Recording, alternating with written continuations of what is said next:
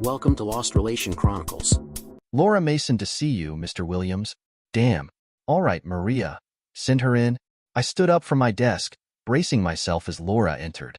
She was a striking woman, close to 60, with an air of elegance. We'd known each other for years. My wife had worked as her husband's executive assistant, and we'd socialized many times. I had always held her in high regard, until recently. Mrs. Mason, please come in and have a seat. Would you like something to drink? Thank you, Ben, but no. So, it's Mrs. Mason now? To my understanding, you've been Mrs. Mason for over 30 years. Yes, but that's not what I meant. For the past 8 years, you've called me Laura, and now it's back to Mrs. Mason? Recent events have shown me that I misunderstood the nature of our relationship. I thought we were friends, but now I realize that wasn't the case. Using your first name didn't seem appropriate anymore. A hint of sadness crossed her face, the shift in our dynamic obvious. I assume one of those recent events is finding out your wife is my husband's mistress? And that you encouraged it. Is that why you're here, to talk about this? She's struggling without you, Ben. She's barely holding it together, and it's showing in her work. That's not on me, Mrs. Mason. If anything, that falls more on you than it does on me, and even more on Kathy and Roger. Will you at least listen to what I have to say, to let me explain why this doesn't mean anything? See, that's the damn problem, I said in a raised voice, suddenly angry. Everyone's trying to convince me that it doesn't mean anything, that I should just be okay with my wife screwing her boss. Well, I'm not, and I never will be. Is that in any way unclear? Can I at least explain then? Kathy has told me that you won't let her explain, at least not the whole story. Would you let me? I thought about it, and decided I could maybe use this to my advantage. Up until my discovery that Laura Mason had not only been okay with her husband sleeping with my wife, but had been encouraging it and helping to hide it from me, I had thought she was a person of integrity, and hoped that except for that one glaring exception she would continue to be. I'll listen to you on one condition. If it's within my power to do it, then I will. When you've told the whole story, when I've listened to all of your justifications, then you'll go to Kathy and do your best to convince her that there's no way back and get her to sign the damn divorce papers. I can't promise to convince her of that. No, but you can try. So far it's been 3 against 1. Between you two telling her I'm just angry and overreacting and her lawyer, which I have no doubt you and Roger are paying for, throwing up every conceivable roadblock he can. I can't even get on with my life. I'm sorry, Ben, but we wanted to help. You're right. We felt responsible for upsetting your marriage, and we wanted to help her. She's like a daughter to us, which is just another reason why your husband shouldn't be screwing her, but also why she might actually listen to you. Her parents are gone, and she's told me before how you were like a mother to her. If you were to tell her what you guys did was wrong instead of joining her and trying to justify it, then maybe she'll get it through her head. She was clearly struggling with this one. She wanted the opportunity to plead her. There, Kathy's case, but she didn't want to be seen as turning her back on Kathy.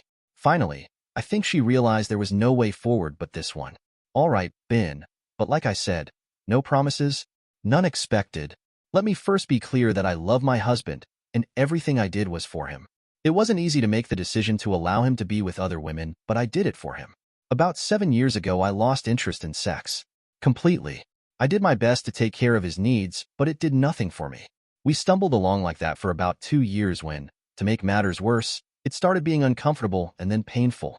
I saw my doctor and even got a second opinion, but the result was simply that my body had changed due to menopause and just aging to the point that sex was decidedly unpleasant, and I didn't want to do it anymore. I can imagine that was difficult. It was extremely difficult. Sex was something I really enjoyed, and you can't imagine how much it affects you when you lose it. And it was worse that Roger's libido hadn't cooled. But when he realized how bad it was for me, he insisted we stop. He didn't want me to go through that. Not that I had ever really doubted it, but I knew then that he loved me as much as I loved him. Okay, Mrs. Mason. So as bad as this sounds, it's really just a natural part of aging and a sacrifice that a husband might make for his wife. That doesn't justify him moving on to someone else's. I can't say I disagree with you, and that was never the intention. We tried to maintain some semblance of a sex life without the penetration that I had come to hate. BJ had never really been a part of our relationship, but we gave it a try. However, it never held much appeal for me, and even less so now, as I had no sexual desire, and neither of us felt particularly comfortable with him being that intimate with me in that way. As I listened to Laura Mason, I tried to imagine how it would feel to reach the point of having no interest in sexual intimacy with the person you've loved your entire life. Before this all started, I couldn't imagine not desiring Kathy or wanting to do something, anything, to show her I loved her. BJ had been a regular part of our lovemaking, but I suppose everyone has different tastes and attitudes. She continued. Finally, I made the decision to suggest Roger take a lover. Initially, he was upset that I even suggested it and shut me down, but as time passed, he became more and more frustrated and agitated. I kept revisiting the idea, and he finally agreed that something needed to be done. At first, we tried trying traditional dating services, hoping to find someone steady, but that didn't work. We should have realized that those people were looking for permanent, long-term relationships, not the chance to be someone's mistress. So we tried a couple of those sites set up for just, what's the vernacular, hookups? But that didn't really go well either. The women seemed pretty casual, and we realized they weren't very selective, so we couldn't be sure what we'd be getting into. As a last resort, we found a website that was set up for sugar daddy type arrangements. We actually met one very nice young woman, and that worked out well for about 6 months before she met someone special and bowed out. They got married and just had a child. That's great for them, Mrs. Mason. I'm happy for them, really. But can we get to the point here? I'm almost there. I wanted you to understand that we tried every other means we could think of to solve our problem, except Roger just accepting that the sexual part of his life was basically over, I said, more sarcastically than I intended. Actually, as I said, that was the first thing we tried, but Roger got agitated and snappy. Now, Kathy was aware of what we were doing and even assisted us, and by that I mean she made dinner reservations for Roger and his dates, gave him dating tips, things like that. As I said, she was like a daughter to us and we were all very close, so we talked to her about it and the problems we were having. She was the one that actually suggested the sugar daddy arrangement, and we even tried it again. But the second woman we met decided that she was going to try and blackmail us by threatening to go public about what we were doing unless we paid her a huge sum of money. She was naive and dealt with, but it turned us off to that arrangement. This, I'm sorry to say, is where Kathy stepped in, or laid on her back? She ignored my pithy comment. We were brainstorming ideas, and she was the one that suggested perhaps we could find a married woman, one who was in an open marriage of some kind, or perhaps one whose husband traveled a lot and left her alone. Basically, a woman that was available for sex but wouldn't need Roger for anything else, and who wouldn't want things made public either. I imagine that proved difficult to find. It was, I'm afraid. Perhaps people who were in different social circles than us would have had more luck, but we simply couldn't find anyone. Kathy made discreet inquiries, but had no success.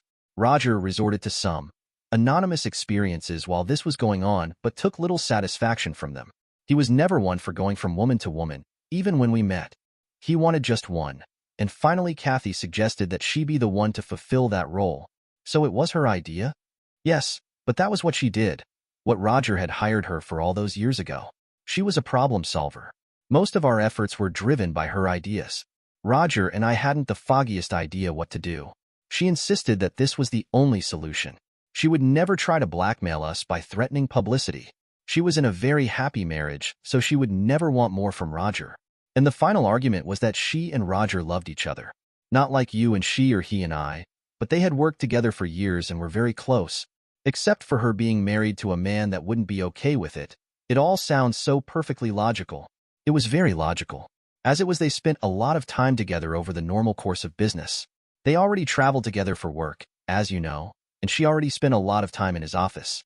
The key, we realized, was to not alter those things in any way. Any liaisons they would have to occur during the time they were normally together anyway. She couldn't suddenly start staying later or coming to work earlier. They couldn't go out to motels for a long lunch. Christ, this was meticulously planned. All with the goal of deceiving me. Deceiving everyone, Ben, but with the goal of you not finding out, yes. Kathy was aware that you were acquainted with the people she worked with. Not friends, exactly, but you knew each other, and we wanted to ensure no one would spill the proverbial beans. So they would be together in his office during the day. When they traveled, they still booked 2 rooms, but she would often spend the evening in his. Did they get their kicks doing it while she was on the phone with me? Please, Ben. I understand that you're hurt, but you're trying to make this more sordid and humiliating than it was. The truth is that she treasured that time on the phone with you. She wouldn't even let him be in the room with her when she spoke with you.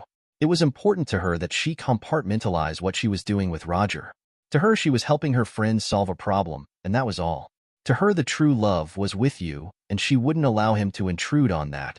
I'm almost touched to hear that. She loves you to distraction, Ben. She needs you. But anyway, it was working very well until apparently one of the other employees saw something that made him suspicious, and he tipped you off, as I understand it. When you showed up at the office, no one even tried to stop you when you walked into his office and caught them on the couch. I'm ashamed to say we were initially disappointed and angry at the lack of loyalty the staff showed before we realized how hypocritical that was. Indeed. A wife that's cheating on her husband and a boss and his wife encouraging her to do so being upset over a lack of loyalty. That is ironic. It wasn't long before we realized that. And you basically know the story since then. You refused to speak with her and tossed her out of the house. It was mine when we met, so I sure as hell wasn't leaving. You wouldn't give her a chance to explain. She came home to you packing her things, and you wouldn't listen? Or so she said. You just quietly packed her stuff and set the suitcases outside. Apparently you said 5 words the entire time. You'll hear from my attorney. That's pretty accurate.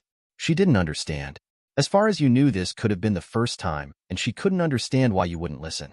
Of course, she didn't realize all of the planning and investigation you had done leading up to that day. You spoke to employees of the hotels and found out that her room was rarely used. You spoke to employees of the companies they met with on the road and found out they almost always extended their trips by an extra day so they could be together without feeling rushed. She didn't know you knew almost everything before finally walking in on them that day. I had to know how deep the lies went, but even then it was all circumstantial evidence until I actually saw them together.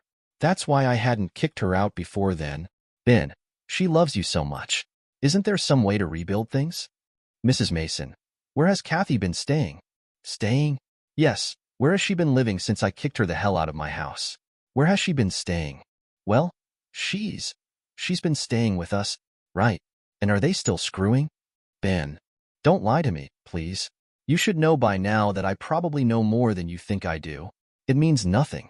It's a biological function, Ben. They both have strong libidos and rely on sexual release to deal with stress, and this situation has been very stressful. Exactly. So she never once said she was sorry she did it. She was only sorry that I found out, only sorry that I was hurt. She simply tried to justify what she did and explain how it didn't mean anything and didn't really hurt us. She wasn't spending any more time at work or with Roger than she always had. She was only spending that time differently, and if I could just understand that everything would be fine, but that's the truth. She never offered to stop doing it or quit her job. Her entire effort was geared toward getting me to accept that it meant nothing and to accept it like it was part of her job. And now she's living with the guy she's screwing and his wife, and hasn't bothered to stop the behavior that led to me filing for divorce even as she tries to convince me to stop the divorce. It's like she's completely delusional. She loves you and believes that you love her enough to believe what she says and be understanding about it. Don't you love her anymore? Mrs. Mason, you've been married a long time. You probably know that love alone can't sustain a marriage. There must be trust and respect, too. Those are the 3 pillars of a marriage, really of any successful relationship. You can maybe lose one. Things would be wobbly, but might still stand. But lose 2 of the 3, and the whole thing comes tumbling down. So while I do still love her, those other pillars are gone, and they can't be rebuilt. I can wait as long as she can if I have to, but if she truly loves and cares about me, then she'll accept that there's no chance and she'll let me go. Please try to convince her of that. Ben, please. Mrs. Mason, I did as I promised. I listened to everything you had to say, and I'm simply not willing to give her another chance. A one-time mistake I could get past, but this was calculated and deceptive, and went on for a very long time. There is absolutely no chance. I expect you to keep your promise to me. I'm sorry things have worked out like this, Ben. It was never our intention to split you 2 up. She loves you more than I can express, and losing you for good will be positively devastating. But I will keep my promise. I suppose it's the very least I can do. She stood up and I did the same. I escorted her to the front door of the building. I think she had hoped for a hug of some kind, but had to settle for a handshake. Thank you for listening, Ben. At least I can tell her you know the truth. The truth as she sees it anyway, I responded. She smiled and gave me a little nod before turning and leaving. I hoped this would be the final hill to climb and that things would finally go smoothly from here, but I wasn't optimistic. I returned to my office and closed the door, burying my face in my hands. I wasn't crying exactly, but I did have that hazy feeling you get in your head when you're about to. Despite the relative calm I had maintained while talking to Laura Mason, The entire conversation had been an emotional roller coaster, and I was suddenly exhausted. My reverie was broken by the door opening. "Everything all right, Ben?" I looked up at Maria, our departmental assistant, who was about 5 years younger than me. She had a curvy figure and long, straight blonde hair, usually pulled back in a ponytail. On the occasions we got close, she'd sometimes let it fall around me, knowing how much I enjoyed it. "I'll be okay." That was the a-hole's wife. She wanted to explain. When she gave me her name, I figured that's who she was. "She tried to convince you to take Kathy back?" "Of course. But she used the same tack that Kathy tried. It didn't mean anything. You didn't lose anything. So where's the harm? She promised to try and get Kathy to sign. We still on for tonight, or was it too much? I can call my folks and reschedule." "No way. I've been dying to meet your parents, and I'm not waiting any longer. I'll be fine." She came over and settled onto my lap, giving me a gentle kiss. My hand drifted to her left side, and I stroked her softly until I felt her respond. "Better stop that, unless you're ready to take me right here on the floor." "Don't tempt me," I replied, smiling. "Do you think she'll have any luck getting Kathy to sign the papers? Our wedding date is getting closer every day." "I know, baby, believe me, I know. But even if she doesn't, I can tell the judge is getting tired of the delaying tactics they're using. I don't think it'll be a problem." She smiled and stood up, glancing back to check that my office door was closed. Then, with a playful grin, she lifted her top and leaned in close, pressing her soft skin to my face. I obliged, giving each side equal attention. She always joked it was to keep things balanced. Moments later, with a wink, she was gone. For the record, while I had known Maria for 3 years, we only started seeing each other 6 months ago, which was nearly a year after I had walked in on Roger and Kathy and then started divorce proceedings. Even though Kathy and I were still married, neither I nor the law saw what I was doing as adultery. Laura Mason's change of heart ultimately led to the outcome I'd hoped for. Kathy initially resisted but seemed to realize that even knowing the full story wasn't going to bring me back. Reluctantly, she signed the divorce papers and waived alimony. She earned a good salary and didn't need the money. In the end, she showed a bit of consideration. Kids had never been part of our lives, mostly because her career always came first, with frequent travel keeping us both busy. So, we simply never got around to it.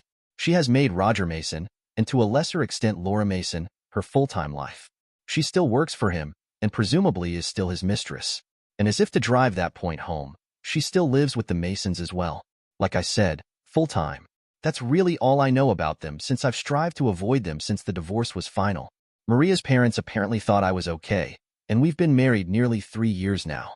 She's due any day now with our first child and quit working 3 months ago. I make enough to support us just fine, and neither of us wants our child raised by others. I'm hoping for a girl, and Maria was kind enough to agree with me. I suppose we'll see. I wish I could say I don't love Kathy anymore, but I do, if only a little bit. It's nothing compared to how much I love Maria, though, and we're completely happy and totally devoted to each other. And even though it was after we were married, I did finally take her on the floor of my office. Dear listeners, please share your thoughts in the comments section below, and don't forget to like, share, and subscribe.